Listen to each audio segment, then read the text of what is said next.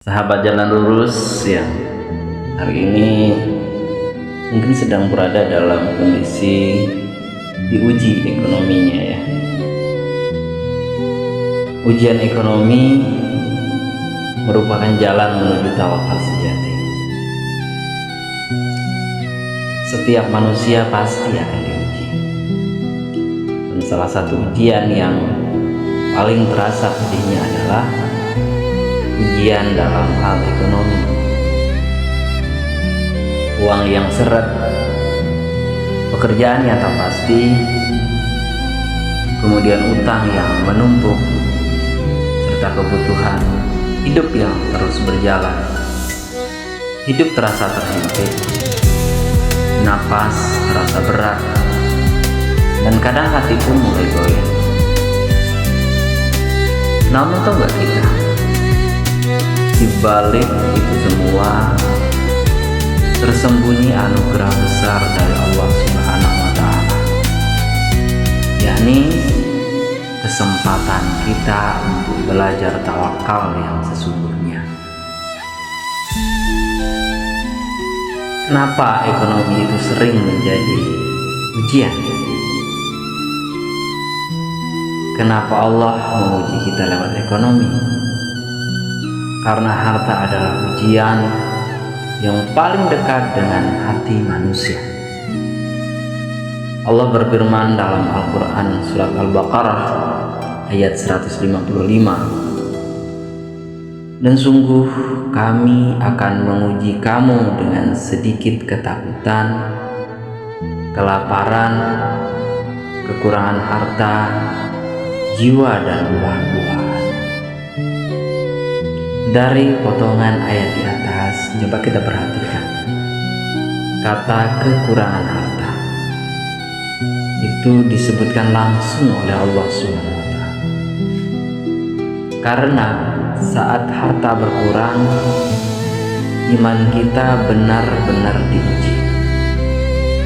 Masihkah kita yakin bahwa Allah Maha Cukup? Atau justru kita meragukan rahmatnya Allah?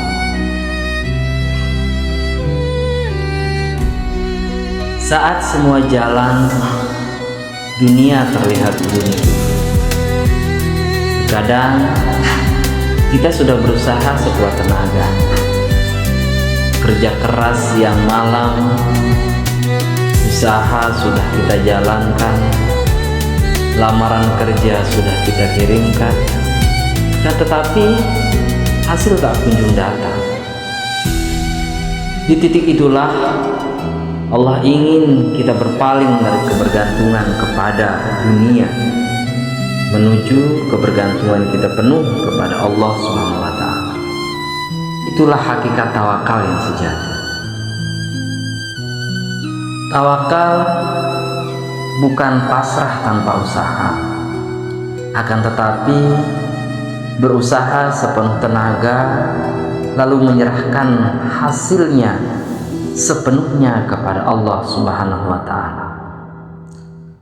Bukan siapa yang paling kaya yang menang, akan tetapi siapa yang paling bergantung kepada Allah lah yang paling tenang. Kisah sahabat dalam ujian ekonomi. Kita lihat sahabat Rasulullah Shallallahu Alaihi Wasallam, yakni Abu Hurairah radhiyallahu an. Beliau dikenal sangat fakir, sering lapar, namun hatinya penuh tawakal.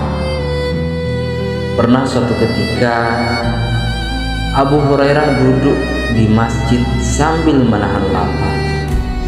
Ia tak meminta-minta, namun Rasul tahu isi hatinya. Kemudian Rasul memanggil, mengajaknya makan, lalu mendoakan keberkahan ilmunya. Apa yang membuatnya kuat? Karena tawakalnya kepada Allah jauh lebih besar dari rasa laparnya. Hatinya tidak bergantung kepada manusia, tapi hanya kepada Rabb yang Maha Pemberi. Ujian ekonomi bukan tanda Allah membenci, Jangan pernah mengira bahwa ketika ekonomi sulit, Allah sedang membenci kita. Tidak. Justru bisa jadi Allah sedang ingin mendekatkan kita padanya. Rasul Shallallahu Alaihi Wasallam bersabda, barang siapa yang dikehendaki Allah kebaikan, maka dia akan menimpakan musibah padanya. Ujian ekonomi bisa jadi cara Allah membersihkan hati kita dari sikap sombong, ujub, dan bergantung kepada makhluk. Maka jangan mengeluh, jangan berhenti, teruslah melangkahkan kaki, tapi kali ini ajak Allah lebih dekat. Jalan keluar selalu ada. Allah tidak pernah membiarkan hambanya dalam kesulitan selamanya. Quran Surat At-Tolak ayat 2-3, Allah berfirman, barang siapa bertakwa kepada Allah, niscaya Dia akan memberinya jalan keluar dan memberinya rezeki dari arah yang tidak disangka-sangka. Masya Allah, kuncinya bukan pada kerja keras semata, akan tetapi pada takwa dan tawakal. Tawakal membuat hidup menjadi tenang. Ketika kita sudah belajar tawakal, hidup terasa ringan.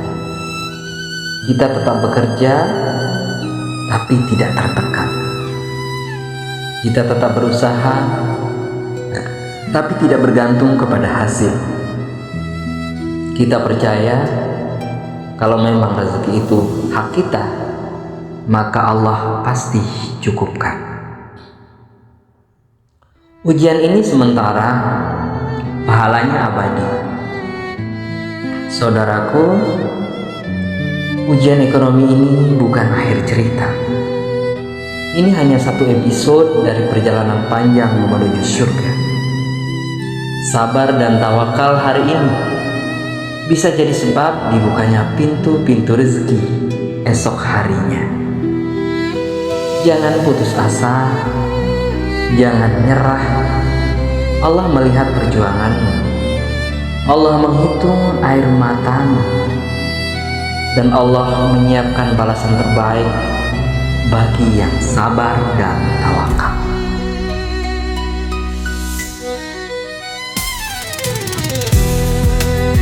Saudaraku, jika video ini menguatkan hatimu, bagikan kepada orang yang sedang diuji. Bantu mereka untuk bangkit, dan semoga kita dijadikan hamba yang senantiasa sabar, tawakal, dan bersyukur. Wassalamualaikum warahmatullahi wabarakatuh.